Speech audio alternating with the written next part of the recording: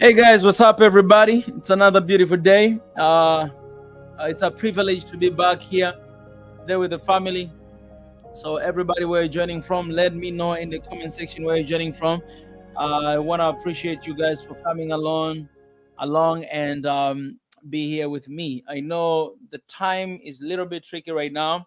It is 12 midnight. So basically it's Wednesday here in Africa. And I know most of people here in the continent are sleeping right now. But for y'all who are alive, for y'all who are still awake, I appreciate for joining here. There's some breaking that are happening right now, and I think it's very important for us to go through it. And that's why I came here. So if you are joining right now, I would highly encourage you to like this stream. Whatever you're watching from, if it is Instagram, if it is X, if it is YouTube or TikTok, I'll encourage you to like, and also encourage you to share with someone and invite them to come here, because it is very important for us to be here together to talk about this. This is the news about our continent. It's the news about our people. It's the current news, what is happening, and it's keep happening every single day. It's happening every single day, and I just hope that we as Africans, we can have a voice to what is happening in the continent. All right, we cannot let somebody else speak for us, but we as Africans, we can raise a voice and speak about what is happening in the continent and for us. So for those who are joining right now, let me know where you're joining from. But most importantly, if you're from Somalia, if you're from Ethiopia, I would love to have you guys here because I do believe that it's very important to hear your opinion. So there's a breaking news here that is happening right now, and I will go right into it very soon. But I would love to just see other people joining here. And I have people from Ethiopia, I have people from Kenya joining, from South Africa joining. I appreciate you guys for joining. Let me know where you're joining from. Everywhere, where are you joining from? Let me know, and I'll appreciate. There's a breaking news that I would love to share with you. It actually happened just 1 hour ago. I think some of you might have seen it, but we have our people from Toronto joining, and UK joining. I'm trying to check in all these platforms, YouTube, X, Instagram, and TikTok. So let me know where you're joining from. Ethiopia, all right. And if you are here on YouTube, I would love to have people specifically, from Somalia and Ethiopia as well, to be here with me as we're breaking this news, and to just see what is happening and talk about it a little bit. I want us to go through it, at least to hear and to know what is happening. You know what I'm saying? Like, it's very important to be informed. We have people from Atlanta. We have Dubai in the house, Ethiopia in the house. So I appreciate you guys joining from all these places. If you're joining DC, Washington, DC, most of people, when they join live, they don't really like commenting and all the stuff, but you can do me a favor and just write something. You know what I'm saying? Usinikazie kwa Kiswahili nasema. So you have people joining from everywhere. All right, so come on in. Right before I break this news, I need you guys to be here, and I need to break this news for you guys. We're going to listen to a video that it just came out 1 hour ago, and this is the interview that has been done by Al Jazeera and President of Somalia. Actually, just 1 hour ago it was released, and we're gonna listen to that word afterwards and just hear what the president of Somalia says and what he thinks. I think it's very important to read between the lines, and it's very important to listen to get the full picture. Well, can you believe or can you not believe?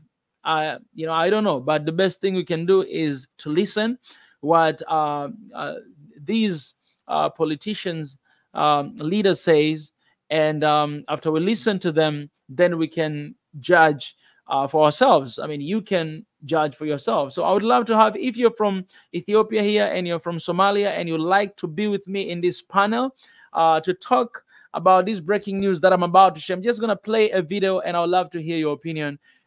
Just let me know in the comment section here and I'll allow you guys to come. I need one person from Somalia, another person from Ethiopia, even Somaliland region as well. If you're here and you'd like to join me right now, it will be amazing. But if you're not here, then I'll be here alone and I will share my opinion. By the way, guys, we just released a video about the situation basically in Ethiopia and Somalia. We just released official video, so please go and check it out. It's quite long. It's like 20 minutes long, but it's a good video. So I really hope you can go and watch that video. It's on our YouTube channel right now. If you go to videos, the recent video, you'll see it there. And if you have subscribed to our YouTube channel, you'll actually see on top of everything, it's right there.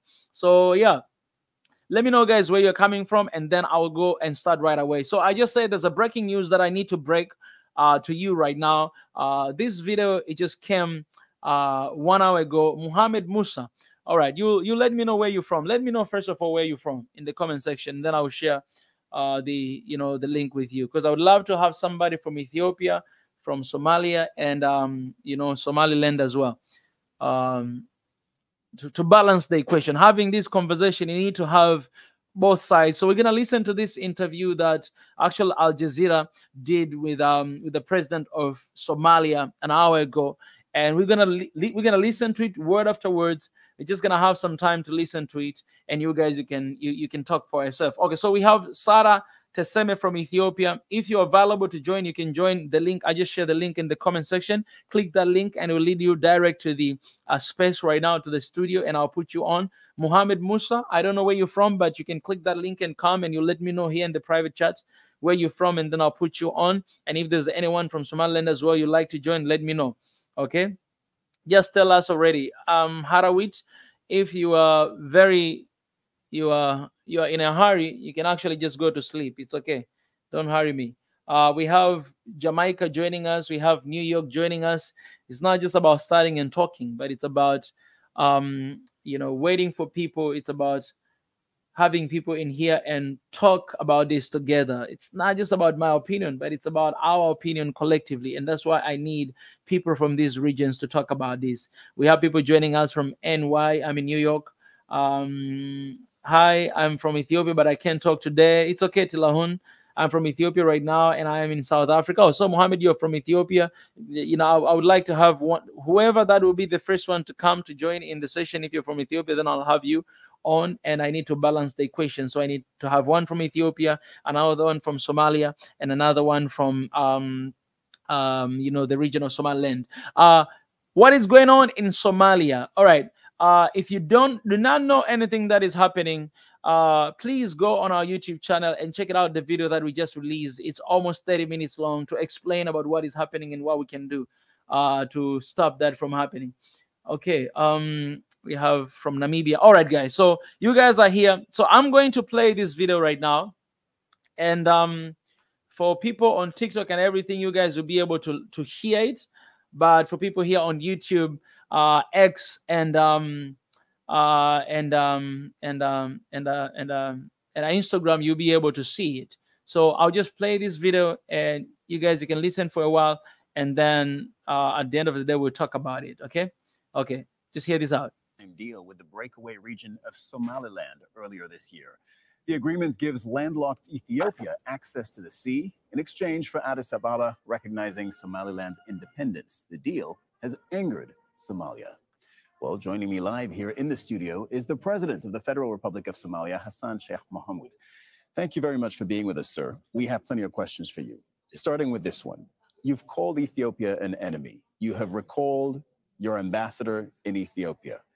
You have ruled out mediation with Addis unless they pull the plug on this deal. So how do you expect this crisis to be resolved then? Well, first of all, thank you for having me here. And then it was not Somalia who created this problem. Ethiopia has created this problem. They are the ones who initiated claiming that they will take and annex part of Somalia to their country. And they don't say they're annexing. They say it's a commercial deal. No, it is not. Ethiopia has commercial interests in Somalia.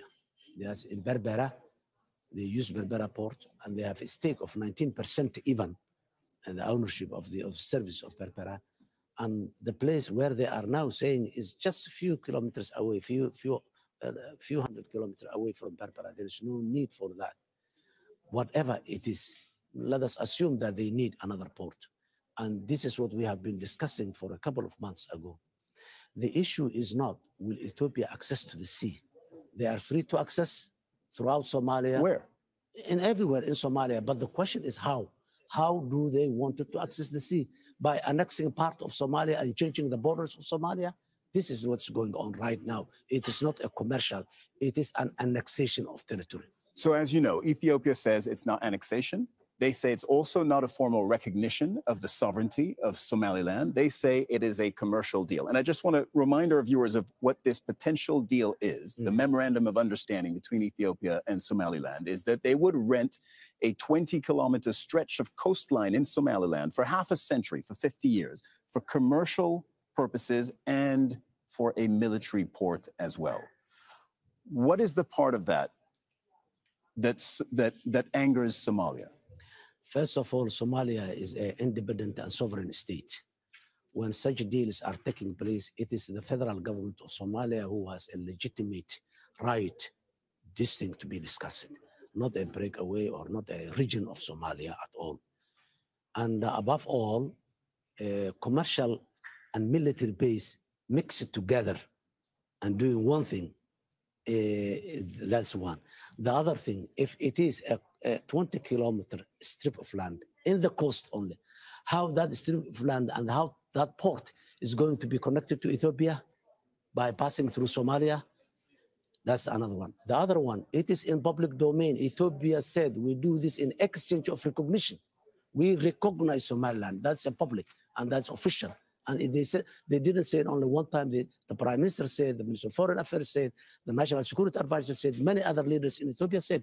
So the recognition is there. But I'm sorry, but they have walked that all the way back, Somalia has. They have said this is not an official recognition of the sovereignty of Somaliland. We don't have that yet. It's you who have that. No, they put it on Twitter. No, the Twitter is not the way to communicate between states. Have you spoken to the Ethiopian Prime Minister then? No. Why not? Why do I speak? Because he's taking part of my country and he's claiming we are not equal partners. When he said, I do not recognize Somalia, I recognize Somaliland, which was part of Somalia. Who am I talking to? He's talking to Somaliland. How does this get resolved if there's no communication between you and Ethiopia? He has to. You know, Somalia has not initiated this problem. It's Ethiopia has initiated. It is in their, the ball is in their court. They have to open the means of the conducive environment to communicate and to negotiate and to dialogue. It is up to them. It's not us. So what do you say to Ethiopia? I would like to say, Ethiopia, we are neighbors. We are not neighbors by choice. We have a history, long history, known. And this thing has not happened in the last more than 1,000 years that Somalia and Ethiopia was living together as people. We have some difficult histories, but I'm not going back to that history, which is difficult. But now, in 21st century, let the Ethiopia recognizes the sovereignty, the territorial integrity, and the political independence of Somalia, the Federal Republic of Somalia. Then we are two partners. We can negotiate everything. Ethiopia can have access. They can have deals with us, everything. But not the way they are approaching now.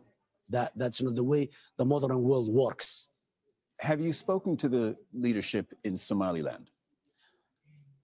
1st January is the time when MOU was signed. On 27 December and 28 December, we were having a dialogue discussion in Djibouti, and we have a very good environment and very good discussion on us. And even when that conclusion was ended, Prime Minister Abiy appreciated, and he said, this is a good step taken towards the right direction. To me, he said to me, but the next day he signed that agreement. Yeah, MOU. so indeed, you were with the leaders of Somaliland 2-3 days before that memorandum of understanding was signed.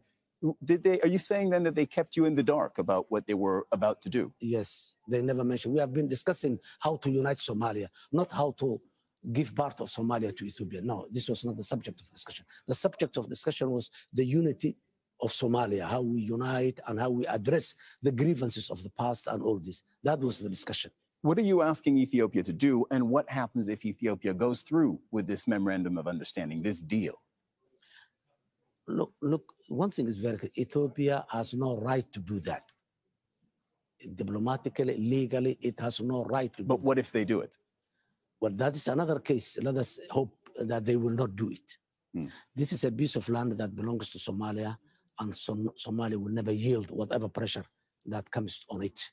We will keep claiming our territory, and we will take it back, whatever it is. So far, Ethiopians, they didn't come into Somalia yet, and we hope that they will not. If they come in, then that will be a problem at a different level. You traveled around the region recently. You went to Egypt on Sunday. You met with the Egyptian president, Mr. al-Sisi. Now, he had very harsh words against Ethiopia, and he said they should not try us, meaning they shouldn't try Egypt, especially if they are challenging a brother, by which he meant Somalia. He hinted essentially that Egypt, or that's what it sounded like, that Egypt would be willing to come to Somalia's military aid. Did you discuss military action with the Egyptian president? Somalia is part of the Arab League, and in the Arab League, there is a chapter in the charter that says that the attack of one country is the attack of the rest of the countries in that organization. So Somalia does not need to have a deal with any Arab country because that is a mandate to each and every Arab country, number one. Number two, Somalia and Egypt has a history, collaboration of history for a long time. Even if before we became independent in 1956, when the Canal Suez War was there, Somalia as a people, they were supporting with Egypt. And then all the way, many times Somalia has got into difficulty, Egypt to support it. The support does not mean boots on the ground. Okay, that's my question, because I understand the history, but my question is, did you discuss potential military action? No, we have not discussed it. Egyptian military coming to Somalia. And we believe that the problem has not reached there yet. And that's why he's saying, warning and all this, don't do it, please. Okay. This may sound like a naive question, but is there perhaps a win-win scenario here between Somalia and Ethiopia where the two countries can cooperate? Ethiopia wants access to the sea, as, by the way, all landlocked countries do. Somalia, on the other hand, is fighting the armed group al-Shabaab. We'll get to that a little bit more in a moment. There are thousands of Ethiopian troops on Somalian territory as part of that ongoing effort. Isn't there a way, perhaps, that the two countries can come to some kind of understanding to diffuse this crisis? I have to repeat it again. The question between Somalia and Ethiopia is not how will Ethiopia access to the sea. That's not the question. We want Ethiopia to have an access to the sea. But the question is how Ethiopia is going to have that access to the sea. That's number one. And that if Ethiopia is ready, we are ready to discuss. But grabbing a piece of land, we are not ready for that. Regarding the issue of al-Shabaab, al-Shabaab is not a threat to Somalia only. Al-Shabaab is a regional threat, is a continental threat, and it has been, this Shabaab has been interfered in Ethiopia, in Kenya, in Uganda, in Djibouti, and in Europe even. So Shabaab, it just happened that they are in Somalia, but they are not problem to Somalia only. So Ethiopia, but mainly to Somalia. Well, let us say, except mainly, but Ethiopia, number one, they were there as a part of the mandate of the African Union mission there. And then they were there bilaterally. When there is a trust and good relationship, such thing can happen. We have bilaterally agreed to come in and support Somalia. That's where they are, how they are in Somalia. But now, people who have been contributing theirs and adding their blood together to defend to defeat a common enemy, now comes back again, and this is a backbiting. Specifically on the issue of the fight against al-Shabaab, this has been going on for more than 15 years. This is something that already plagued your country, Somalia, during your first term as president a number of years ago. They haven't been defeated. So the question is, can they be defeated? Yes, they can. And we have proven that they can. Where's the evidence of that? More than 50% of the territory they were controlling, they are not controlling today. They have been squeezed into a smaller area than they were a year ago than today. And we keep continuing. These operations is going on as we are speaking here. And mainly, these operations are done by Somali National Army and Somali Defense Forces are doing these operations, most of them. So we believe, based on the experience and the successes that we made in the last 1.5 years, we believe that we can defeat Al-Shabaab militarily. It may take some time ideologically, but militarily, we will definitely defeat them. The fight has been going on since 2006. And as I mentioned, it lasted during the entirety of your first term as president of Somalia. This was in the 2010s. Is there a point where you would consider negotiations with Al-Shabaab instead of a military defeat? When they are ready, we are ready, but they are not ready. They don't believe a Somali Have state. you tried? No, they don't. This is a public domain. They don't believe a Somali state. So how do I negotiate with someone who basically does not believe a state in Somalia? This is a problem. The real problem is that these people, they have a global agenda. They don't have a local agenda. This is not Taliban who has a local agenda in Afghanistan. These people, they don't have local agenda. This is Al-Qaeda. They have a global agenda. How do I...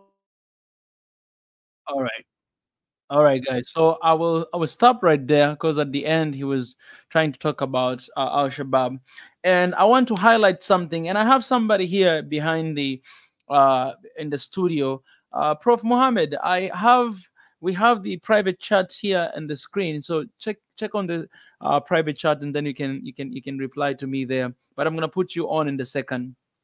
I hope you guys have listened, have heard all the interview, and I want you guys to highlight some important things that he said. These are words that the president of Somalia said. This is what he says. He said that we want Ethiopia to have access to the sea.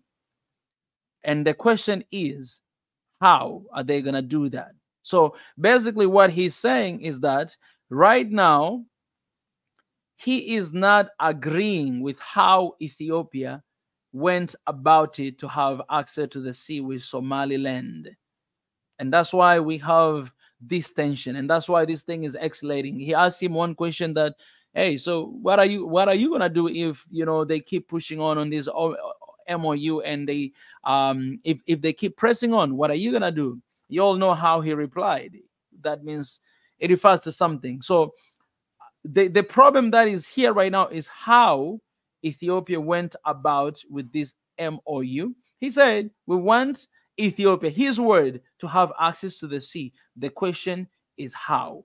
We are ready to talk about that. So today, he's highlighting that he is ready to talk about how Ethiopia can have access to the sea that is surrounding this region, how that is the way forward to talk about. But apart from that, no conversation. Apart from that, nothing is going to happen. If this is going to continue, then something else is going to happen. So I don't want to give, I just wanted to highlight that little thing. But now I'm going to bring in here Prof. Mohammed Musa to hear your thoughts about this interview. I just want to know your thoughts about what you heard from this interview and what is your opinion, just in short summary. Thank you so much, brother, to have me. With my understanding, Ethiopian, never did any mistakes. Ethiopian, if they want to be united by Somalians themselves, you must talk to Somaliland. Somaliland is independent country for so long, for more than 30 years right now. When Ethiopian agree with Somalia now, more than Somalian president, like Egypt, when you see that video of Egyptian, he say, we're going to join military in Somalia. Ethiopian defending Al-Shabaab, the way president now is explaining, more than 30 Ethiopian children, they are dying in Somalia because of defending Somaliland. Now, president become ICC, what he calls that Egyptian president, say, Egypt ready to defend Somalia. Why they didn't defend for more than 30 years when Al-Shabaab is killing in Somalia? You remember that in the Eastgate Mall, more than how many people they killed.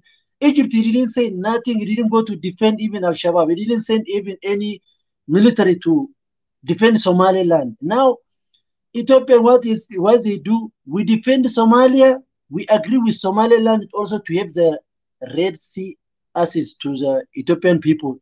Now, with my understanding and with my knowledge, Ethiopian, we agree with Somaliland for free access to the port. Now, we don't have a problem with Somalia. Some Ethiopian and the Somalian, we are brothers. We're the border. We share everything. We share cultures. We share religions. We don't have a problem with Somalia as the Somalian people. Now, only the government and the politician, if they have a problem for each other, we don't know other side. But as a people like myself, as Ethiopian people, as a Somalian, as African, we need also African unity. We need African united. We need African. Sorry, someone is calling. We need African united. As African people also, we have to communicate to each other, not only by communicating, to make the business to each other, people to the people. As a government, as a politician. Yeah. Sorry, someone is busy calling me. They're disturbing me. No worries. No worries. Yeah, most of we have to, as a people in Africa, we have to unite it. Leave the politician. Politicians, they must do their politics things. Yeah. As a people, even Somaliland or in Somalia, as a people, we have to go connected to each other. Now the race, he says Somalian president, he say Ethiopian must have the port. He says the way they connect this is not right. If that way is not right, they must talk, not by the guns, the way Egyptian president say we are ready to fight. Ethiopia not saying we are fighting. That part of the problem is this one. Ethiopia didn't say we are ready to fight. Ethiopian Prime Minister didn't say we are going to fight and by force to get the Red Sea. He said by agreeing each other for win to win, like so many people also have to benefit, Ethiopian people to also benefit. That one is part of my understanding, part of my agree. I didn't see any Somalian brothers here. If they say Ethiopian have problems, they must come in and they say Ethiopian have such problems, such never agree. Now president is saying Ethiopia don't have a problem to have Red Sea. That's what we are saying. Even Ethiopian president, prime minister say we have to have Red Sea. Now, if they have problem by like president in Ethiopia and Somalian, they have to solve their own problems, not by people say fighting, blood costing. One thing that I'm getting from you, what you say, which I think is very important to highlight to everybody. You have mentioned about, you say the people of Ethiopia and people of Somalia, they don't have issues. This is the tension that is on the government level, with two leaders who are up there, they are having issues, they're having problems. Somalia, it's very important to understand that Somalia is not pleased by how Ethiopia came about this MOU with Somaliland. So basically, when you listen to this interview of Somali president, you realize that as if he's saying that, I feel like I've been betrayed, right, by all these both sides, because you remember he was mentioning about the meeting that they had in Djibouti. Him, Somalia, I think the president of Somaliland, the prime minister of Ethiopia, and Djibouti, they were discussing about the union or the unity of Somalia. And the next day, he says, this MOU it came about, which he did not know anything about it. So one thing that you said, that this is on the government level or leadership level, they're having problems. So it's very important. I think it's very important to highlight that we must be very careful on how we look at this situation that is going on. We must protect ourselves, and we must be very wise not to be dragged into this tension, because when we are dragged into this tension, then it's no longer between the prime minister and the president of Somalia, but it's between Ethiopians and Somalis, which is that's one way towards the war. But I wanna know everything that you listen. The president talking and saying here. Do you have anything to add there? Because what you're saying here, Prof. Muhammad, is that what you're saying is what most of Ethiopians say is what but Somali people, they don't say the same thing, they say otherwise. And people from Somaliland also, they say something else otherwise. So you have Somaliland, which is basically together with Ethiopia now, and you have Somalia, which is together with Egypt right now. And I've seen how the president of Egypt, he has spoken very harshly about, you know, Ethiopia, basically because of the tension that is there between Ethiopia and Egypt for so long time because of the dam and everything. So what else are you going to expect from, you know, from Egypt president? That's what you will expect, that this is his opportunity to rub on Ethiopia and to paint, because they already have issue with that. So yeah, what would you like to say about that? Yeah, that's right. Like my brother, Egypt. Like they're saying, Somalia is a part of part of Arabs. Now what they are saying, if Somalia part of Egypt, part of Arabs, look like people of Palestine. They are dying every day. They didn't say nothing. Palestine next door of Egypt. Now, president of Egypt, you want to drag Ethiopian and Somalian to the war, to the fighting each other. Now, as a people, many Somalians living in Ethiopia, many Ethiopians living in Somalia. Now we don't have to drag because of politician or because of the powers. Now, main problem, my understanding, like now I hear when Somalians, they at least almost they are very high level. They are talking about say killing Ethiopian in living in Somalia. We never do that as a people. As a people, even as African, if you have to think about Ethiopia only as African people, why you have to kill each other because of politicians say we need such a thing. Now, as Ethiopian, I'm Ethiopian parent. Ethiopia, okay, we need the Red Sea. We need to access that side because benefit of our people, benefit. Now, like, even as the Somalian people, they have to wake up. When they're talking about Ethiopia, we are never talking about a government. We're talking about the people. Now, because of government say like this, Abiy say, let's see Red Sea, we want to access for Red Sea.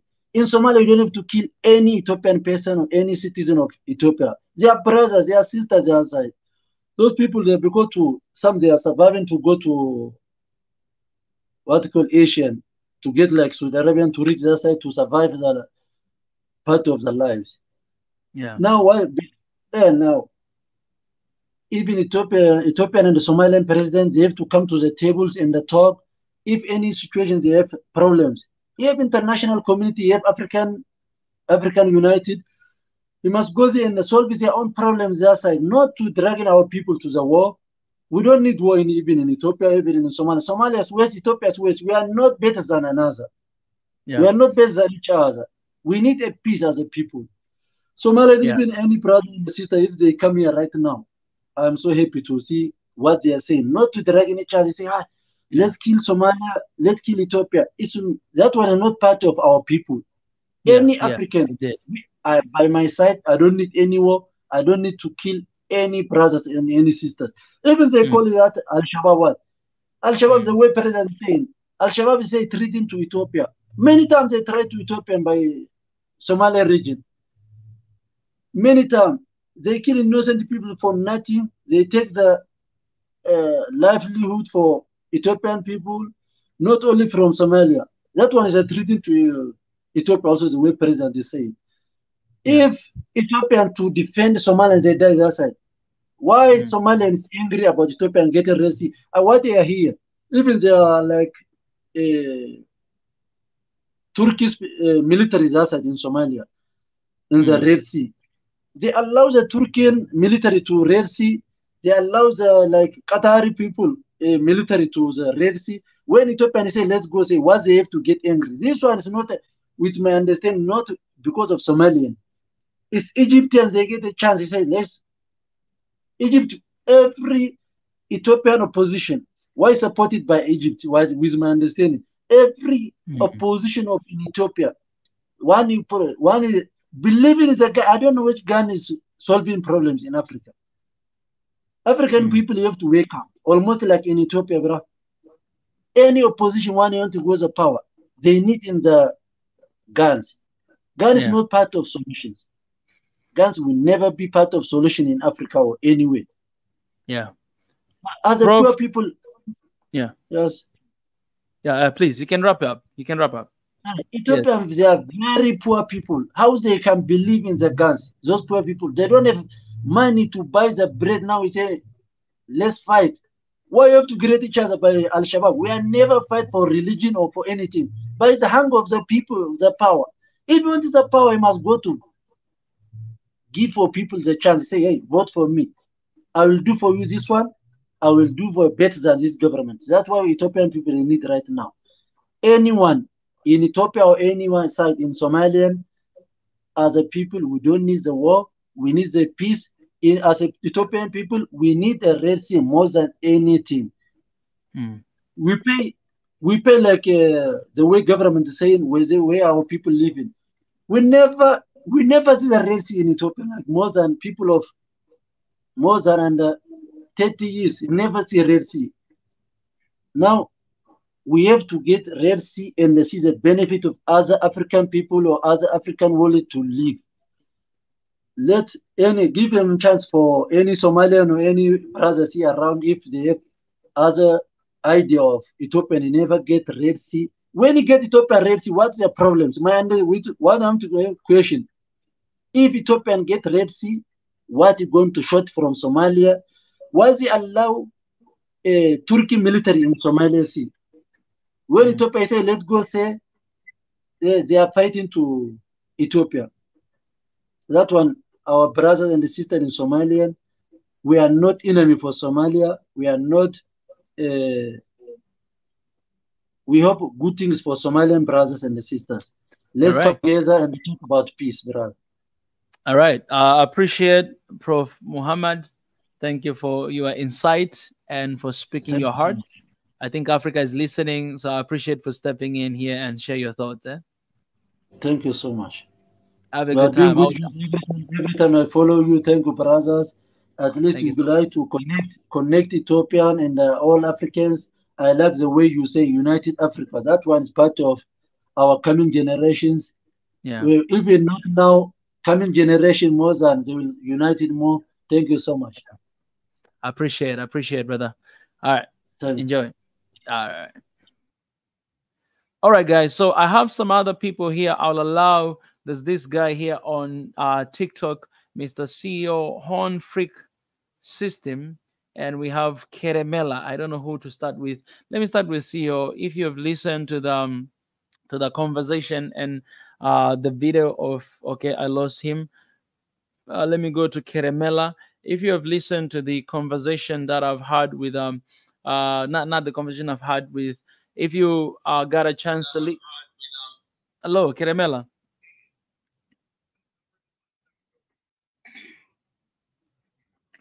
Keremela? Hey, hi, how are you, man? Hello? I'm good. Where are you joining from right now?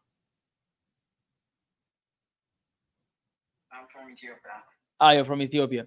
Guys, let me just say this quick. If you're from Somalia, I also need to talk with somebody from Somalia and even Somaliland as well. So if you are here and you like to raise your voice as well, don't hesitate to come in. All right, Keremela, did you saw the video that I played? Did you get a chance to hear? No. All right. So I just seen that. Okay. So you have no idea. Well, it'll be very important for you. I don't know if you have seen. There's a breaking news. There's a video of the interview of our president of Somalia having. He just came out an hour ago in Al Jazeera having interview with Al Jazeera, and he was just addressing about the issue and everything that is going on. But one of the few things that I highlighted is that he mentioned that he said we want Ethiopia to have access to the sea, but the question is how. So basically, what he's saying, he say that if he's saying that it's not like they don't want Ethiopia to have access to the sea, Red Sea. They want it, but the question is how. How is what they or he do not agree with Ethiopia, how he went about, this deal or MOU with Somaliland is what the issue right now. And the reason why they cannot have a conversation or they don't want to talk, it is because of how. If they're ready to talk about how they can have access with the Red Sea, with Somalia, then they can sit down and they're ready to talk at any time. Basically, in all the conversation, that's what I could point a little bit what he said. But apart from that, I think there's a lot of disappointment and everything that went ahead with this. Maybe you can get some time to listen to that interview. But I would like to hear your thoughts from that interview, from that few thoughts that I shared with you. Yeah, actually, I watched the interview this evening. Yeah. With my friend, and we were talking about a lot of things regarding to the interview, and we were wondering how the president of Somalia respond to the questions forwarded from the Al Jazeera interviewer. Yeah. He just said, "I'm fine with in dealing with Ethiopia to give them a port, so a peaceful means, but there is not a clear speech or a clear communication with the general public. That's what makes this thing worse, because the government officials didn't allow the people to know what is going on the ground. Here in my country, there's nothing said about the agreement between Somaliland and Ethiopia by the government officials to the people. It was just a rough paper, just a single paper that was published by the Foreign Affairs and distributed to the general public, which says there will be an agreement, a memorandum of understanding between Somaliland and Ethiopia that will allow Ethiopia to access the port through Somaliland. But when I watched the interview that the Somali president says, we were just said, okay, you can access Red Sea, but it should not be this way.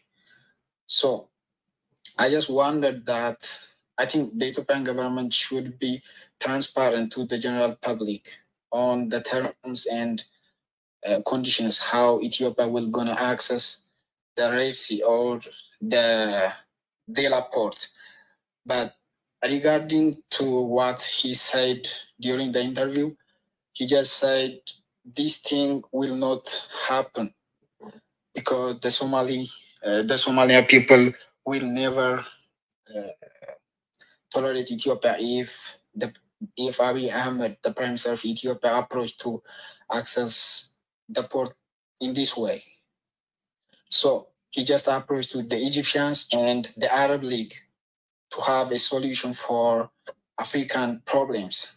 So here is the problem, I think. Whenever there is a problem between two African states, two independent African states, the Muslim states, especially the northern parts of Africa, will always goes to the Arab League. That makes a problem always, because it is an African problem and should be solved by the African organizations like the AU, the IGAD, and even even in a negotiation organized by the neighboring countries like Kenya. So when I watched the interview, he was saying there are a lot of countries currently having no ports to the sea. Like there are many landlocked countries in Africa. So they are developing themselves peacefully without accessing land, without accessing any sea or ports. But this should not be an excuse or an explanation for the vision of having a port by Ethiopian government, because there is something I want to say here. When it comes to natural resources, we Ethiopians are very generous, because look, we are the source of the Blue Nile, and we contribute more than 85 and 90% of the water that flows through the northeastern part of Africa. But we have never said the northern part of Africa can't use the Nile River. So we got the moral and the geographical reason to have an access to a port, but it should not be in a war or in a way that will turn out to be violent, and that creates like a war between these two countries, which have a long history, a long cultural relationship and brotherhood. But there are also different things that we did for the Somalian people. For example, there is an ongoing war in Somalia, which started from the past 10 and 20 years. And we even devoted our soldiers' life to protect Somalians. So I think they should allow us to access the port in recognition for what we did for them. Forget about anything or put anything along the way, but they should allow us to access the Berbera or any port in Somalia for what we did for them. We just killed our own people to protect the Somaliland, the Somalia.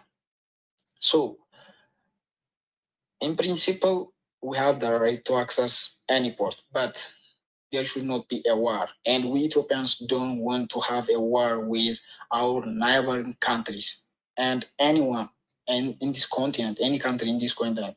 But the thing is, they always goes to some other states to have a solution that's being happening between these two countries, Somalia and Ethiopia. Egypt couldn't or can't bring a solution for this thing that's happening right now, because we all know that the position of Egypt will be against Ethiopia always, because there is something, as you know, between Ethiopia and Egypt.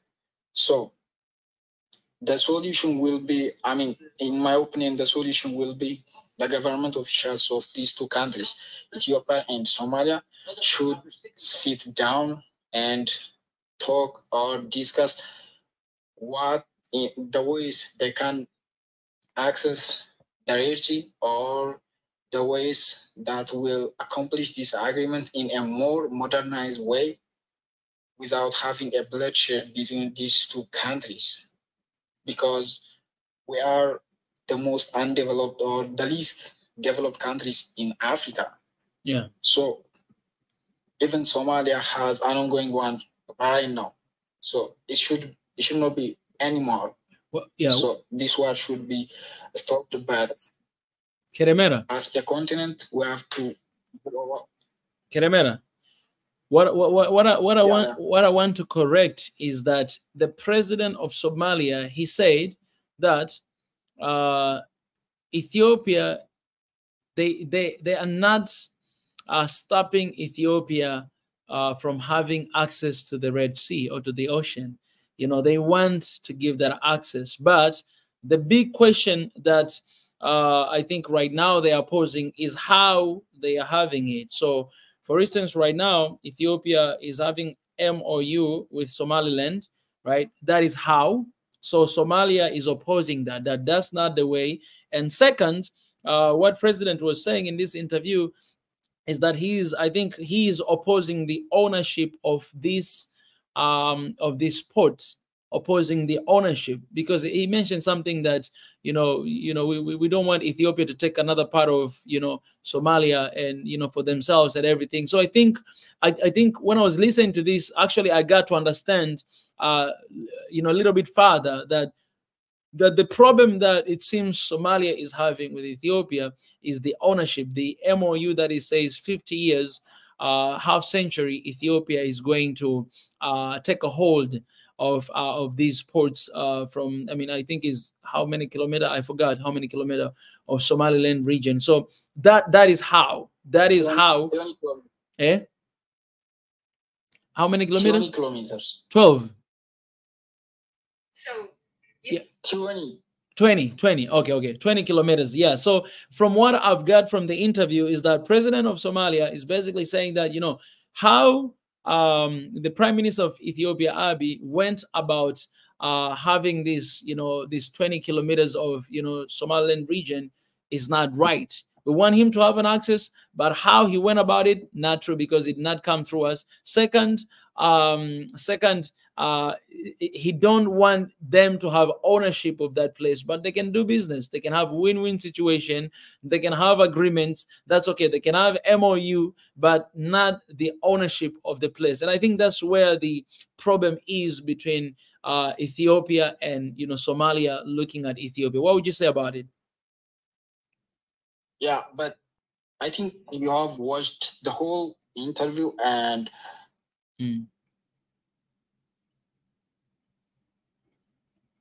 there is no an indication that Ethiopia will own that land, because the agreement didn't say Ethiopia will own or there will be a transfer of ownership from Somaliland to Ethiopia. The agreement says Ethiopia will get a port, which is a total of 20 kilometers, and the lease will last for about 50 years. Lease agreement. So actually, a lease works like that. 50 years, 25 years, that's true, and so on. So the government of Ethiopia didn't take the port without any offer. We just offer one of the giant airlines in Africa, Ethiopian Airlines. We just give them an offer. So it is actually a win-win agreement.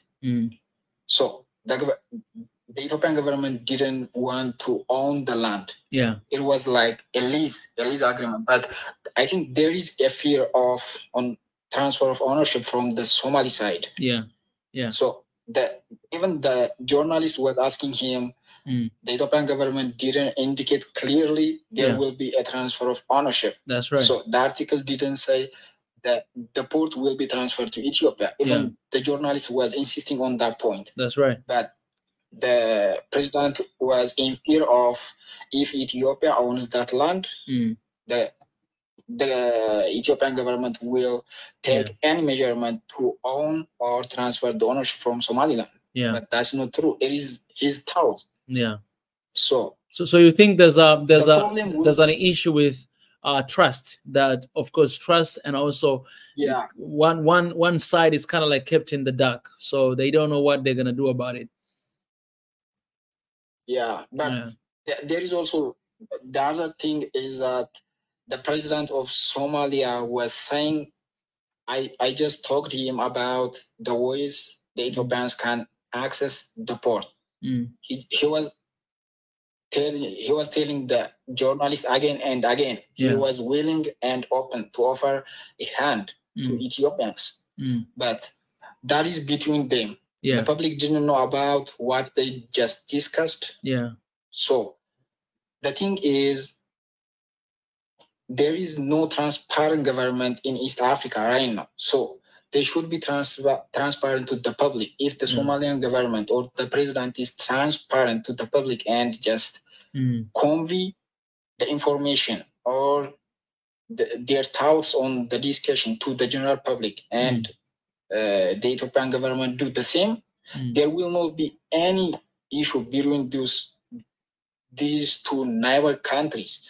So I think if there is another way that Somalia could offer to Ethiopia to help or to allow us to access a port, that will be very appreciated.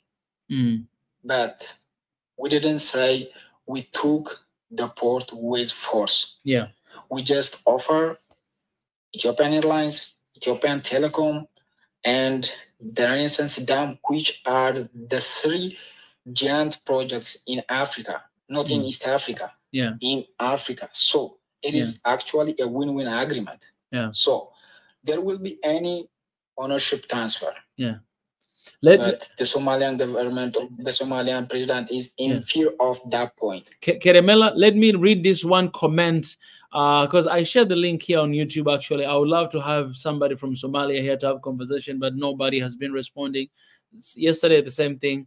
Nakura Batsi, I believe she or he is from Somalia. She says this, that no country with access to the sea denied Ethiopia the use of its ports. The issue is that it is illegal to make deals with the non-state actor like Somaliland. What would you say about that comment? Okay. You know, I understand that Somaliland is still a part of Somalia, which is true. I can't deny that simply because I'm Ethiopian. And we had just made an agreement with Somaliland. It is an integral part of Somalia.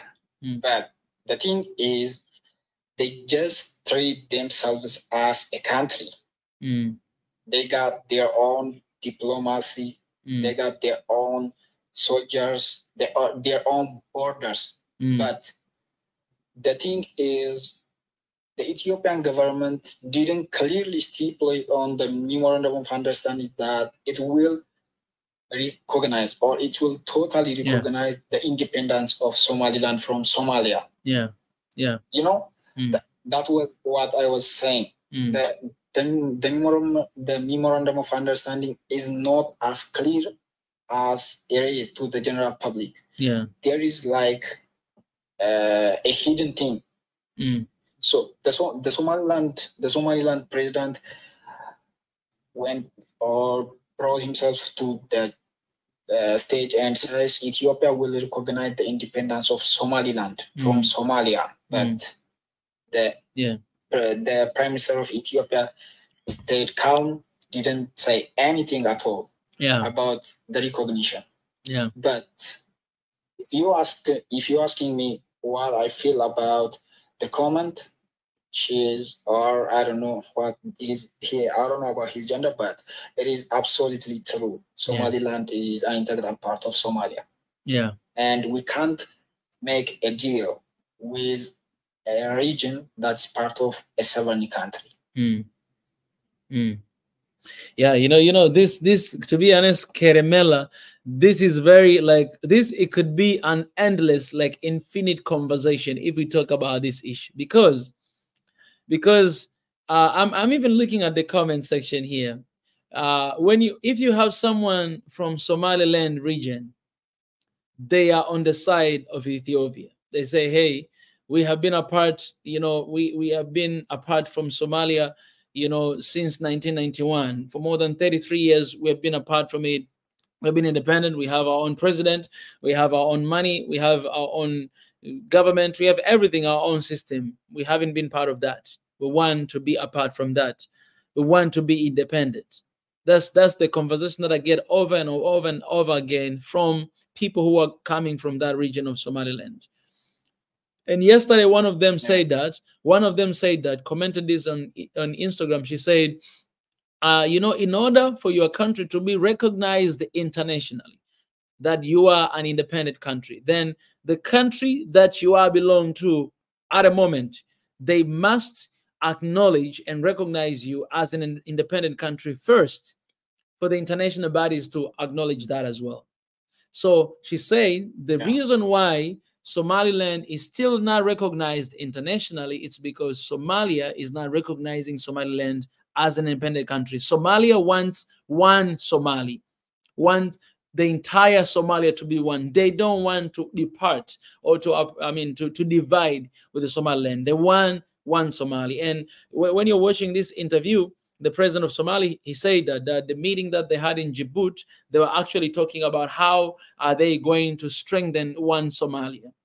That was the conversation. Then the next day, this MOU came. So it seems like that was the conversation they were having, but very politically, because the next day you have MOU between Ethiopia and Somaliland signing an agreement, and they knew what will be the consequences.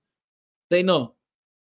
So I don't think that, I think this was done yes, I think this was done very intentionally, and I think there's a reason behind why this MOU has been written. I don't know if this is the distraction to something, or I don't know if this is going to lead to something. But I can say this clearly: I do not see war happening, because I don't want war to happen. So I think war is not going to happen. Yeah. I think war is not going to happen. They're not going to go that, because I mean, these guys are not crazy. It's not going to go there, because if it's going to go to a war, this is going to be crazy war. Remember, Egypt is with Somalia, and Ethiopia is going to side, obviously siding with Somaliland. What is going to happen? You have Eritrea there as well. There's a tension between Eritrea right now and Ethiopia. So, we cannot take that risk. But I believe this must be a distraction to something. And I believe there must be a reason behind this MOU. There must be a reason behind that. We don't really know yet. So the only thing we could do is to talk to our people that, okay, the people of Ethiopia and the people of Somalia, this thing is very political. And this thing, these politicians are trying to do whatever that they do. But we as a people, let's remain united. Let's remain one people. Let's not be dragged into this fight and eventually lead to a war between our neighbors. And we don't have issues. Ethiopians and Somalis, they don't have issues. They don't have issues. This is the state level issue. So I think it's very important for people to be wise enough to exclude themselves from this equation and to see each other as partners and brothers, and then to leave these state things to see how are they going to decide at the end of the day. Because if people were united, then I believe there's no crazy leader out there who is going to allow or to decide that we're going on a war. You're not going to go on a war if you don't have the support of your people. If the people of Somalia, the people of Ethiopia, they say, no, we don't want to go on a war with our neighbors. No, we don't. This issue you guys resolve by yourself. You know how you're going to do it, but we don't want to fight our brothers and our neighbors. I believe war is not going to happen and the solution will come along. What do you think about that? And then I'll let you go. Yeah, I agree with you. Actually, we don't need a war. Any people in this world don't need a war, but the politicians are. I mean, as you said, there is something behind this memorandum of understanding. I think there is actually, because look, there was a movement in Somaliland. If you remember, the Awdal State movement, which was organized by the Awdal State. It is a part of Somaliland. And look, there is something between Somaliland and these two states, even in Somalia, the country, the Great Somalia, the Somaliland, and the Awdal State. It is an independent state in Somaliland. So the Awdal State wants to be free from Somalia and collaborate or be integrated with Somaliland. And again, Somaliland wants to be free from Somalia and be an independent state or country. So the Awdal State movement was started in Canada this year in September. I mean, last year in September 2023. So after the Awdal State Diaspora Convention in Canada, immediately there is a signed memorandum of understanding between the Ethiopian government and the Somaliland, which recognizes Somaliland as an independent state. Yeah. So I understand what will be actually happen in the minds of Somalians right now, because they always think Somaliland is their part or their land. So when they suddenly hear about this memorandum of understanding, they may feel like Ethiopia is threatening them. Yeah. But which is not true. The worst part is, in every country in Africa, the general public didn't know what is going on in that specific country. Only the politicians and some individuals who has access to the internet knows about what is happening in that country. So if you go to the rural areas of Ethiopia and Somalia. And if you ask somebody what is happening in Somalia, he doesn't have a share about the things happening in that country. So as a people, we don't need war, but there is a great complication or a great mystery behind this memorandum of understanding, and I believe that. But as a people who lived thousands of years together, we have to be tolerant, we have to be beneficial each other. I mean, look, I was saying about the Nile Dam and different things.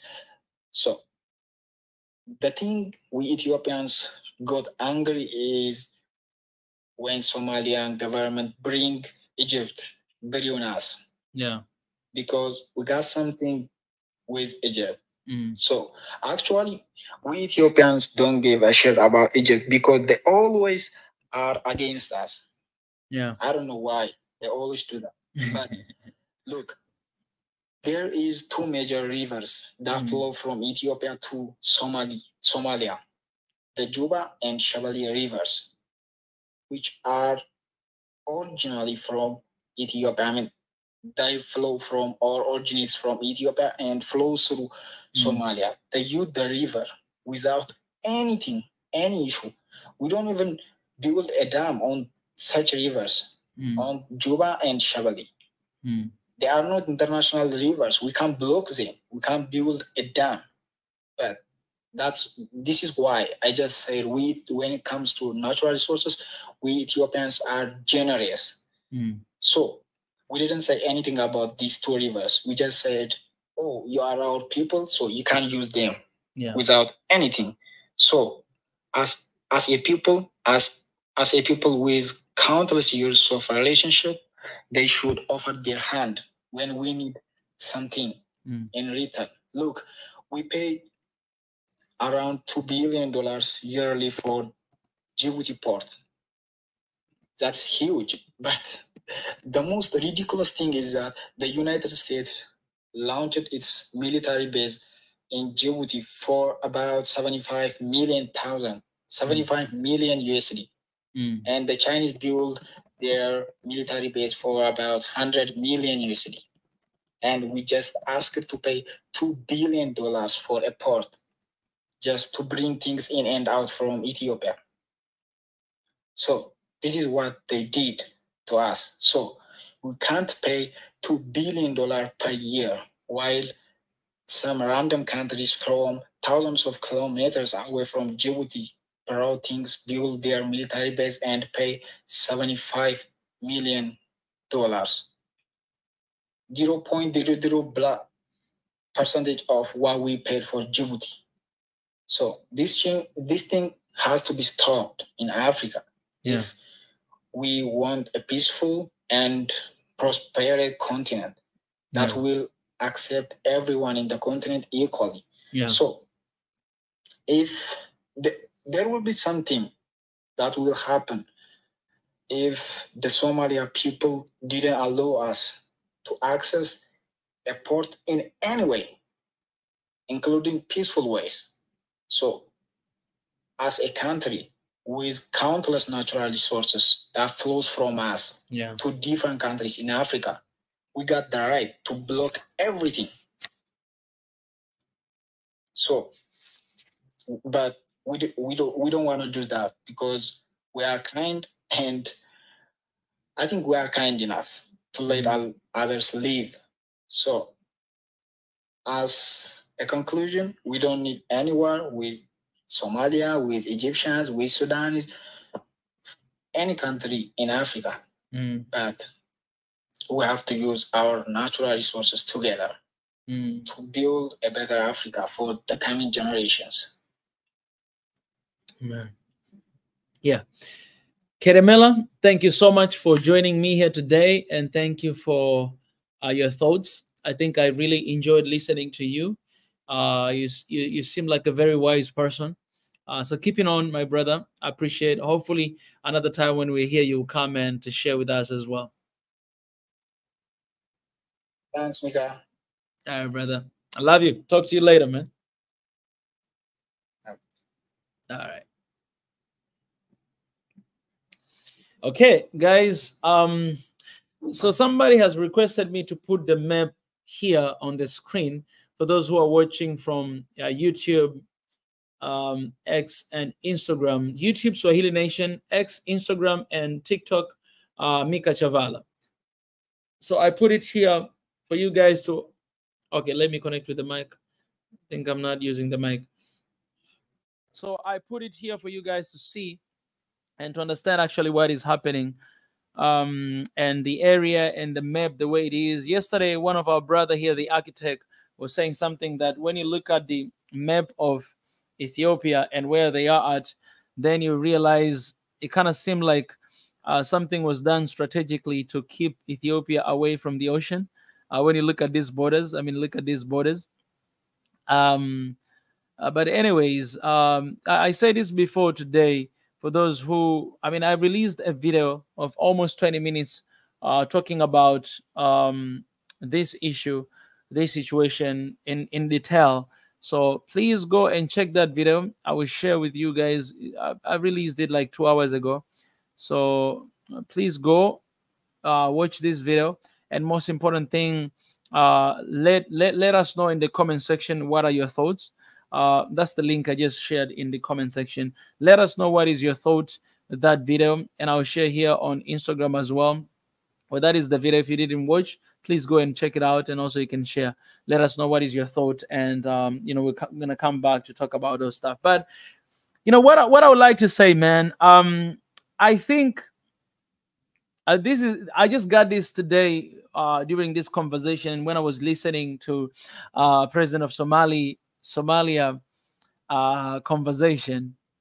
Let me say this, man. Let me say this again. It's very important for us as an African. Okay, let me remove this and let me say this again. It's very important for us as an African sometimes not to take things too serious, especially things that are coming from politicians. I am learning this so hard because I'm kind of guy that I used to easily trust people. Like, I will trust you until you prove me otherwise. So if you tell me this, I'll just listen to you and be like, all right, I'll give you a chance. If you prove me otherwise, then I never look back. Okay, we're out. Bye bye, bye bye. But I think I've been learning, just working for Africa, and I've been learning in a hard way that it's very important not to take politicians serious all the time, because one thing that they're good at is playing with our mind, and one thing that they're very good at is to play with our emotions. They know exactly where to hit. Remember, these people have advisors. They know exactly where to hit. They know exactly what to say, when to say, and how to say it. So when you're pissed off at them, they'll find out the way to gain back your trust. And then when they gain back your trust, they cannot pretend, you cannot pretend to be somebody else. Mike Todd, he always say this, that God does not bless who you pretend to be. He bless who you really are. So if you pretend to be a good person, it's not going to last long. If you pretend to be a bad person, it's not going to last long. I mean, your true character will reveal one point at a time, right? Sometime in the future. So I came to realize that it's very important us as people should not take politicians serious all the time. It's very important what they say, how they do it. It's very important because it's their job to play with our emotions. It's their job to play with our mind. It's their job to gain our trust. It's their job to get our support. And they know that if they don't have our support, then they can't do anything. So they will do everything they can to gain our support. So sometimes, when you listen to this interview and watch, man, like you might see genuinity from everybody, what they say. But then later on, only to find out that all these things, they were staged, or all these things were planned, or all these things, it was just there to prevent something from happening or to create a distraction, to create something, I said this about BRICS, a BRICS summit and a BRIC organization in large, that it is the distraction to Africa's unity, because we are not focusing on Africa's unity anymore, but we're focusing on something else. We're not focusing on African currency, we're focusing on BRIC currency. We're not focusing on the plan of uniting our people, but we're focusing on the plan of how can we join BRICS and come together. So it's a distraction. It might be a good thing, it might be not a good thing, but anything that comes in between Africa's unity, it is a distraction. And we have all the reason to rebuke it and to cast it in the name of Jesus at very moment, and to cast it away with all the power that we have. So this, I just got this here today. I'm just getting these here today, that if we take things too serious sometimes, some people, they will be just sitting out there and watching us and listening to us and be like, huh, yeah, they are in our trap. They are in our trap. We set a trap and they're there. So I don't know why I'm saying this, but I will say this, that sometimes the only way to bring peace is to bring chaos, or to create chaos. And politicians are really good at doing that. Sometimes that's one of the ways to bring people together. So sometimes when you are in the position of leadership, this is one of the things that I'm learning a lot for a while now, that when you are a leader, sometimes the only choice that you have is to choose between 10 people dying or 1,000 people dying. What are you going to do if that is the only choice you have? You don't have a good choice there. Whatever choice you make, somebody will die. What are you going to do? These are kind of questions that we need to ask ourselves as younger generation, because we are the leaders of Africa of tomorrow, and we need to ask ourselves these questions, that when I am in a position of leadership, when that time comes, because I'll tell you the truth, man, these old folk are going to leave, man. These old folk are going to die, and we will be right there. So how today I was having a conversation with one of my brother, and it was a very productive conversation. We sat down for 4 hours just talking about leadership, talking about Africa, talking about our vision, our goals. This is one of the person I respect. So it was kind of like iron sharpens iron, and talked for 4 hours straight, sitting down, and then we finished, and then we prayed. We prayed for one another. And one of the conversations that we're talking about is this, that as young people right now, this is our time for preparation. This is our time to see where weaknesses are. This is our time to write down notes, to write down what is going wrong. This is our time to write down the plans. How are we going to save? How are we going to develop Africa? How are we going to bring this is our time to prepare for that, because those who are in the leadership position right now, those who are in the system, they don't have long time to stay there. It will come a time that me and you, we're going to be needed to be there. So what we do today is the preparation to the Africa we want tomorrow. So we can either choose to sit down, to blame, to complain, and to hashtag, and to do all this stuff, or we can choose to stay down, to come together as a people, not allowing the wind of politicians and the strategy and the manipulation of politicians drag us in and lose the focus of what means a lot to us. We should be prepared, because the time is so close. And if we're not prepared, we're not going to be able to lead. Where are the leaders of Africa? Where are the role models who will stand, and our kids and young folk will look at that, will be like, I want to be like somebody. I want to be like Mika. I want to be like you. Where are those people? We don't have those leaders today in Africa. And leadership is not happening over a day. This is the cry for leadership. The situation that is happening in Somalia and Ethiopia, it's a leadership crisis. It's a leadership crisis. It is a leadership crisis, because everybody's been dragged in to this issue right now. But what if the leaders make the right choice? What if the leaders make the right decisions? Then we'll be having here another conversation. We'll be talking about, okay, how are we going to utilize the Red Sea? How are we going to put our navy there? African Navy? How are we going to kick all these international military bases away from the continent, and us coming together, form our own Horn of Africa, our own East African, army and everything, and to defend our countries and our continent? That will be conversation. But today we're discussing about the breaking news and the crisis that is happening there. That's what we're discussing about. It's the leadership crisis. So this is my call to you guys who are watching. You guys are the leaders of today, are leaders of tomorrow. Your time is coming. Your time to lead might not be now, but this is the time for you to be ready, to be prepared. It's the time for you to be prepared. You must live. I must live prepared, preparing myself every single day for what is about to come, for what is ahead of me. Because this world, this Africa will only be changed by people who have prepared, who have stayed inside, studied hard, stayed inside, and prepared themselves, and have all the thick skin ready to change this continent for the betterment of our people. That's why I'm going to read this open letter that I wrote a couple days ago. I wrote this letter because of the tension that is going on.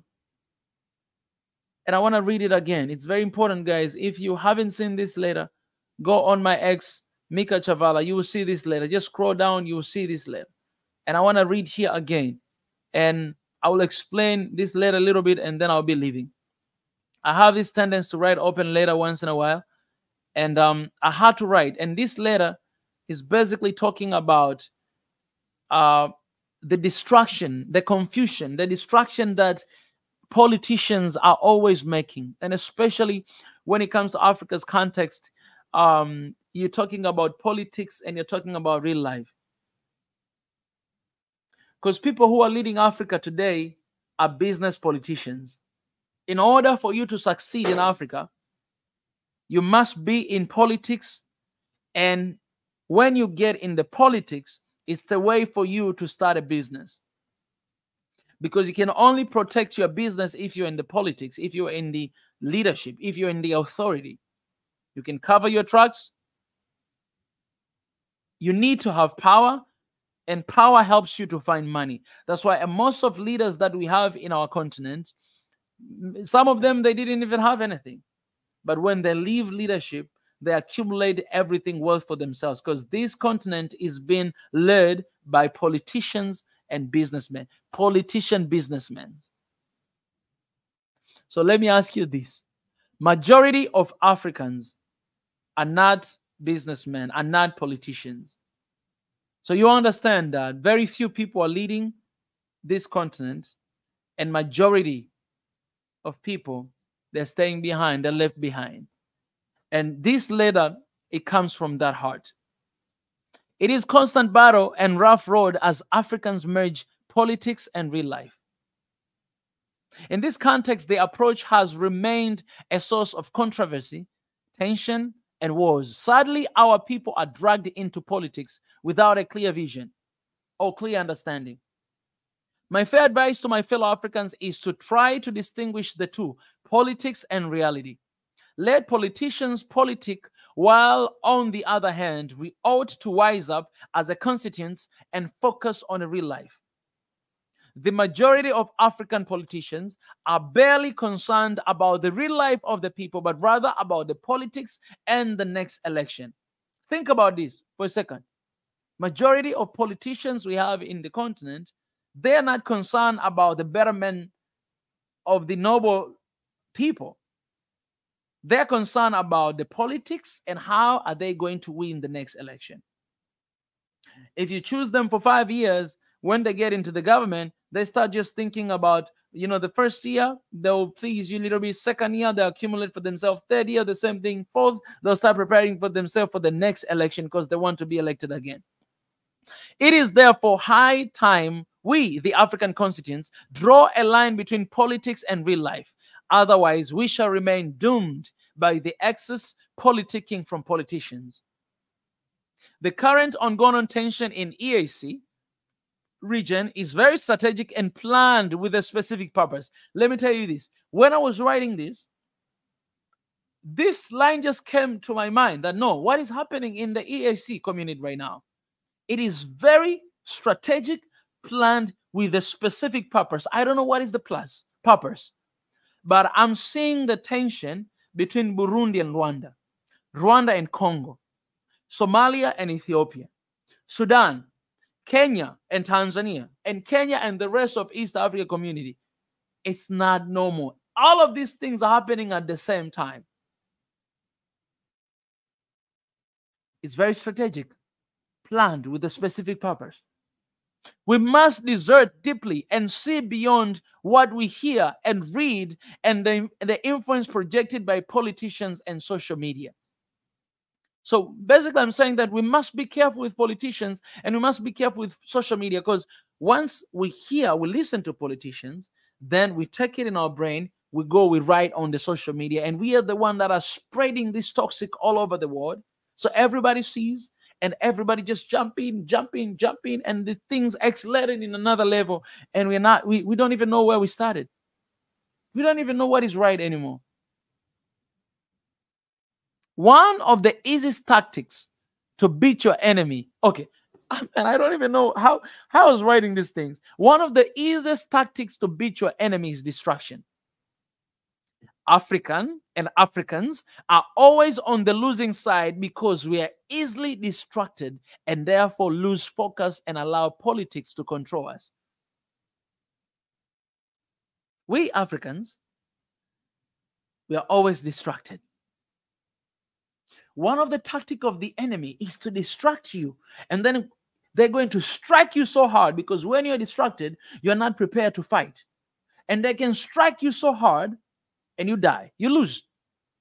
So losing a war is not about holding a gun and you being killed. No, losing a war is you being distracted. The moment you're distracted, you already lost a war. You need to be so focused. You need to be very determined. You need to be wide open, your eyes wide open. You need to wake up from your sleep, stay there, eyes open day and night. When you're distracted, you already lost the war. That's why you see, a lot of movies we see, a lot of agents who are sent always to go to distract the masters or those guys in the war. They're women, ladies, very beautiful lady, come there, sleep down with you, and you just lose your focus. You feel like you're in love, but she's an agent. She distracts you, she won. So that is the easiest way in Africa context. Guys, look at the history of Africa, 60 years plus. We have always been distracted with something. Look at your country. You are always distracted with something. Always. This something come, another thing is coming, another thing is coming. Always. That's the story of Africa. So the real enemies of Africa are not Europeans. Guys, are not Europeans, are not Americans.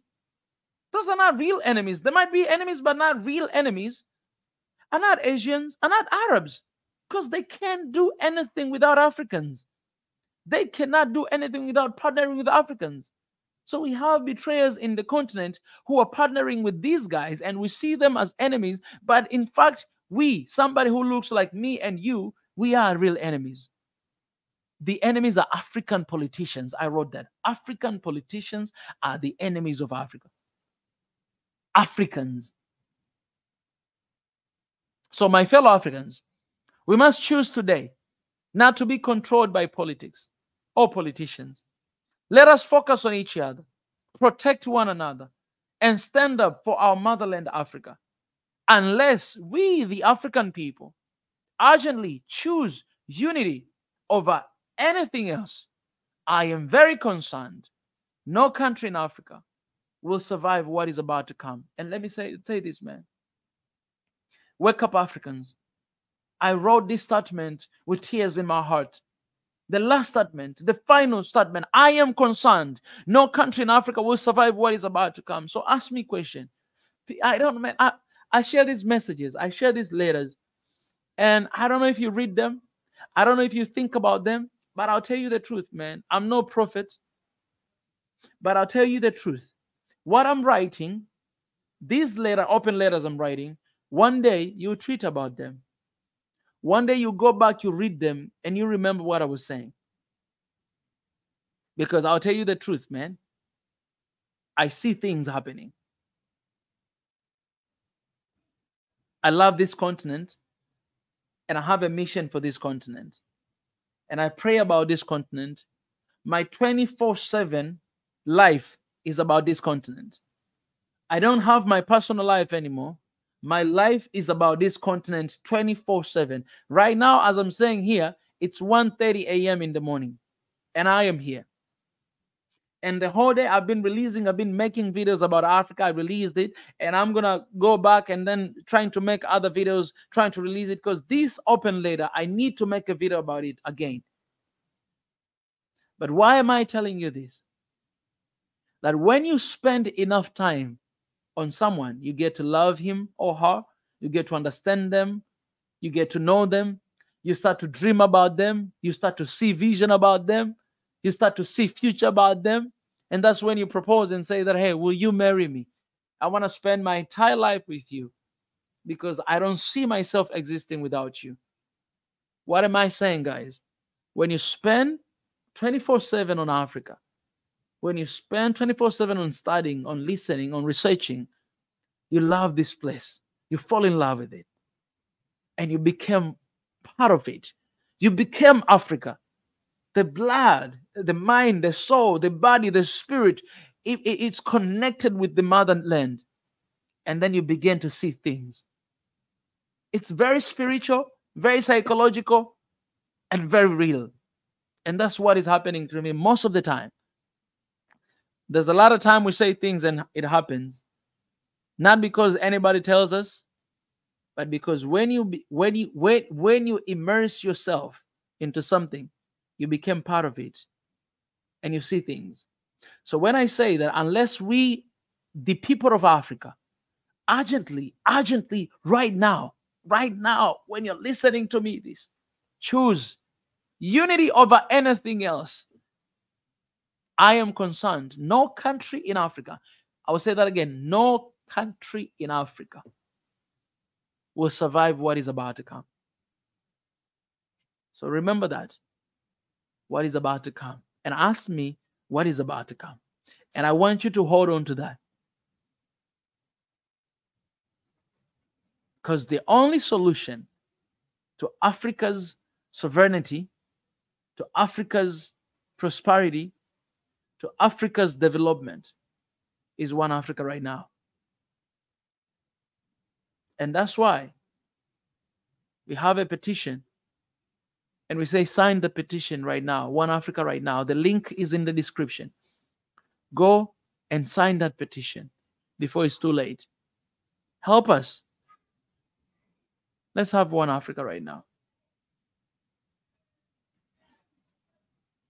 So this destruction, let's not be dragged into these distractions, because there are people who their job is to create destruction, create distractions, and create chaos. And when we are confused, when we talk about this, they're happy. They're happy. Why? Because they are running away from their responsibilities. But we can't allow that. We must be smart than this. We must say no to distraction. We must be focused. We must do that. And we must think about the next generation. We must think about the next leadership. We must think about it. What are we preparing ourselves for tomorrow?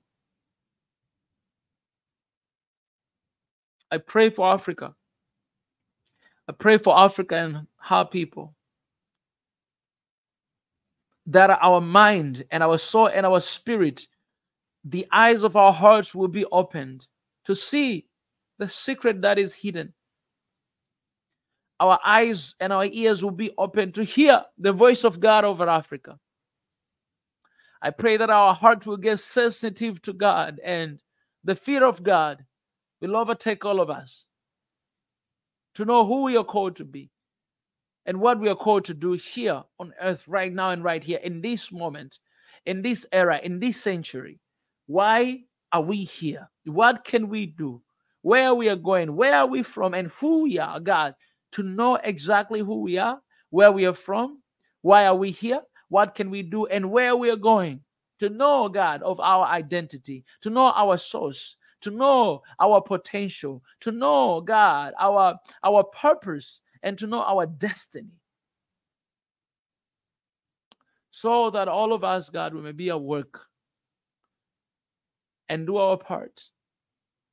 Because there's no single soul that will be able to defend or protect Africa. But only collectively, all of us come together as one people will be able to defend this motherland. So God, I pray and I cry for Africa, that the eyes of our heart will be opened and we'll get to know the secret, the mystery that is hidden below, the secret of this earth, the secret of few individuals, the secret that are holding back the continent of Africa. I want to be part of the solution. You raise a generation that we shall be a part of the solution. We are the part of the solution. Come up with the solution for this motherland, for the sake of the next generation, God. That's the one I'm crying for. My kids, our children, that's the one we are crying for. What kind of Africa are we preparing for them? What kind of government are we preparing for them? What kind of schools, what kind of environment are we preparing for them? God, help us to stay on our lane, to stay on our position, and to do our part. Finally, if my people who are called by my name will humble themselves, seek my face, turn away from their wicked ways, I will hear from heaven, I will heal their land, and I will forgive their sin. So I call upon your name today for Africa, for Somalia, for Ethiopia, for Sudan, for Kenya, for Uganda, Rwanda, Burundi, for Congo, for Zambia, for Malawi, for Mozambique, for South Africa, for Ghana, for Togo, for Nigeria, for Senegal, for Cameroon, God, for Egypt, for Algeria, for Tunisia, for Somalia, for Djibouti, for Eritrea. God, all this country, I come before you. For Malawi, for Congo, for DRC Congo, for Congo Brazzaville, for all these countries, God, even those countries that I did not mention here, for Cote d'Ivoire, God, for Burkina Faso, for Mali, for Niger, for Gabon, for Chad. I bring all these countries in your hands. And I pray that as we fight and talk and for one Africa, the eyes of our heart will be open so that we'll be prepared for what is about to come. And we are not going to be swayed away, but we shall see each other as brothers and sisters and partners. And we should hold our hands together and fight and protect one another. Because for that reason, we are here today. So thank you. And I give you praise and I thank you for choosing us to be here today. And I thank you that you are allowing us and helping us to carry on until the end of time. We cannot do anything apart from you. The Spirit of God, lead us, guide us, use us, give us wisdom on how to tackle these things. Because sometimes, God, the only thing we need is wisdom. You say we have to be wise as dove and cunning as snake. So help us to know which is which, when to be wise, when to be cunning, the right time, the right moment, the right things to do, and how to do it. We need that wisdom. I need that wisdom.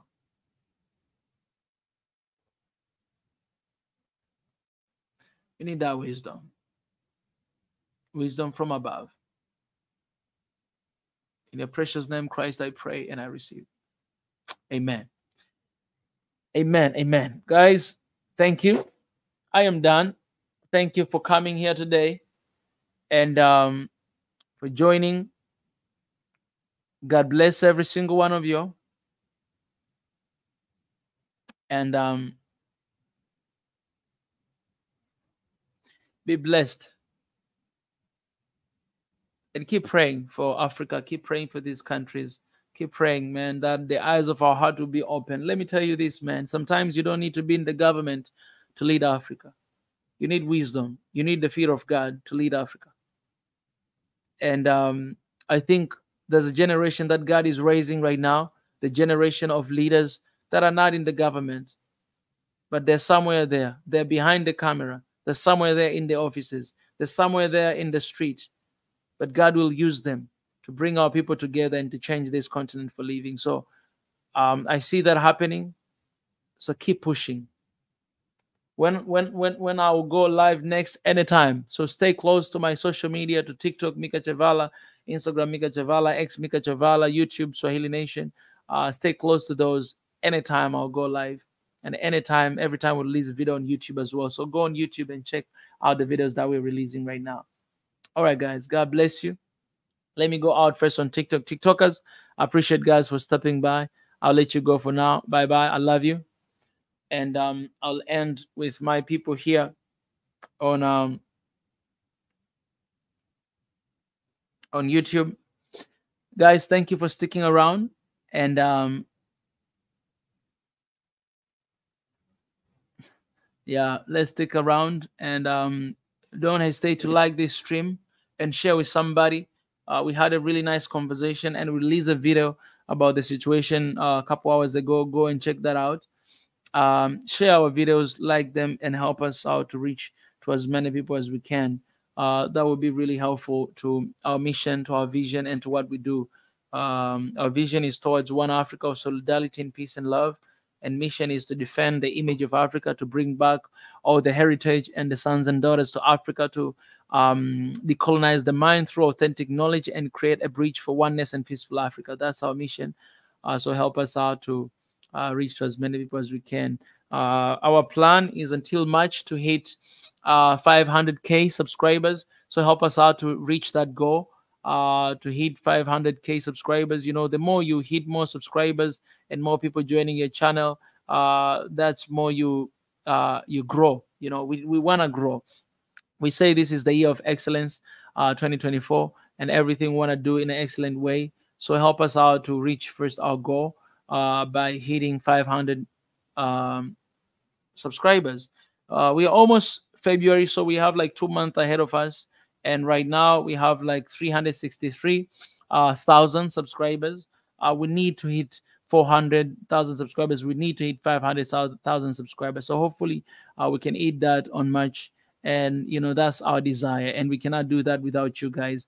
We have a petition going on, One Africa right now. I shared the link area before in the comment section. Please go and sign that petition, One Africa right now.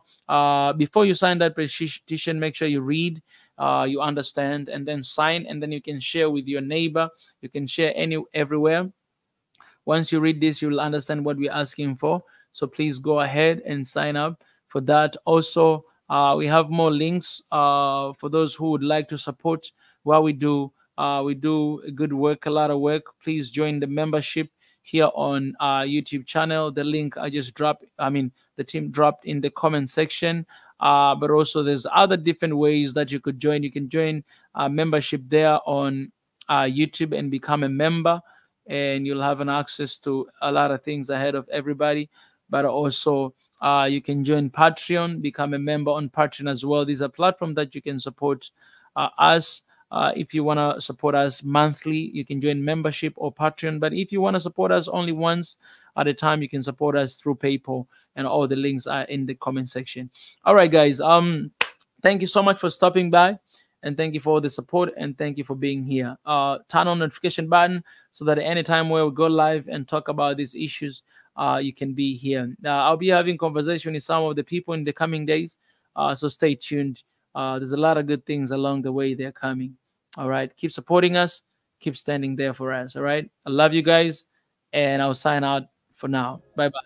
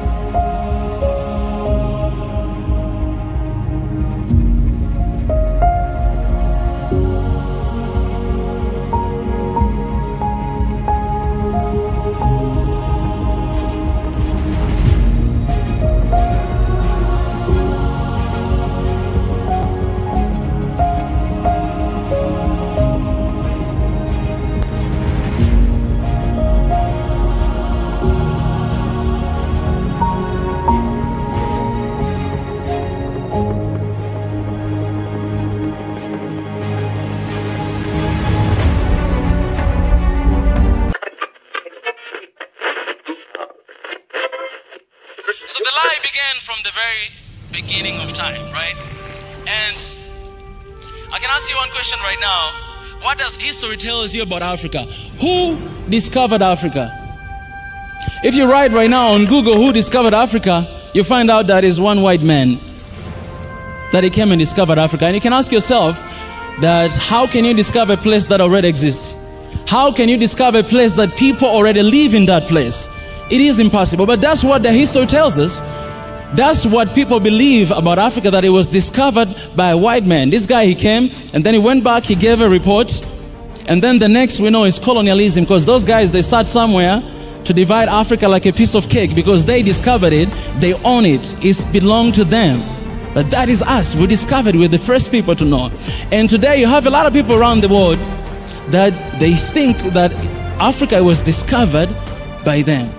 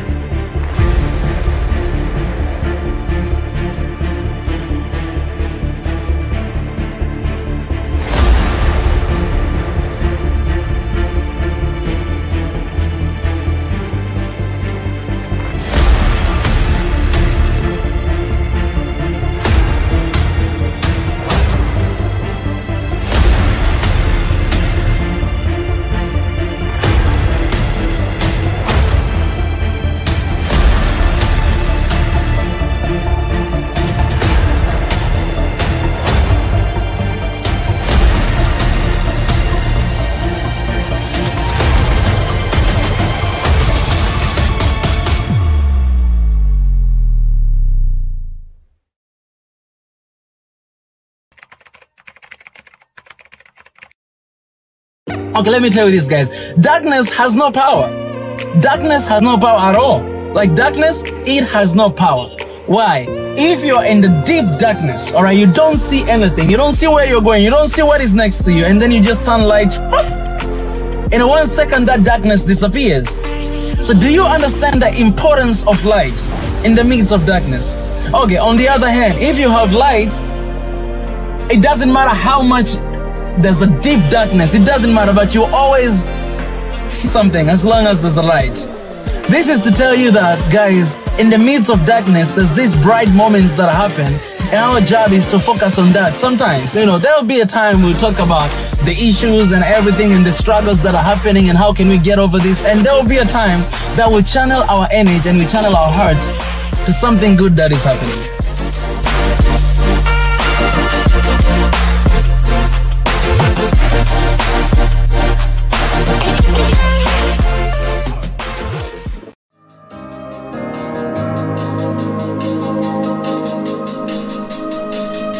So Africa, a place where poverty and pandemic diseases are originated, the least wealthy continent per capita, the land where the only things to be found are animals, corrupted leaders, poor kids, dirty water and civil wars, people who are in need for help, donations and support, aka the NGO's motherland. For others, honestly, Africa is just a very hot, dark and sad place everyone wishes to escape one day.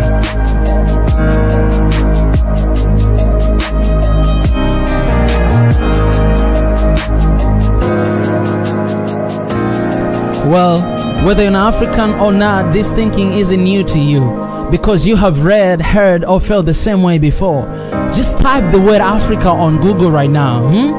Turn on your TV and see what the NGOs portray. Watch movies from Hollywood. Ask your mama, friends, or ask yourself, what is Africa? Yet if you're still struggling to believe, let me ask you this.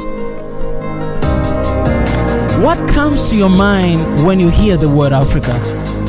Tell me the first thought that comes to your mind right now. Honestly, tell me right now. But what really is Africa? What is Africa?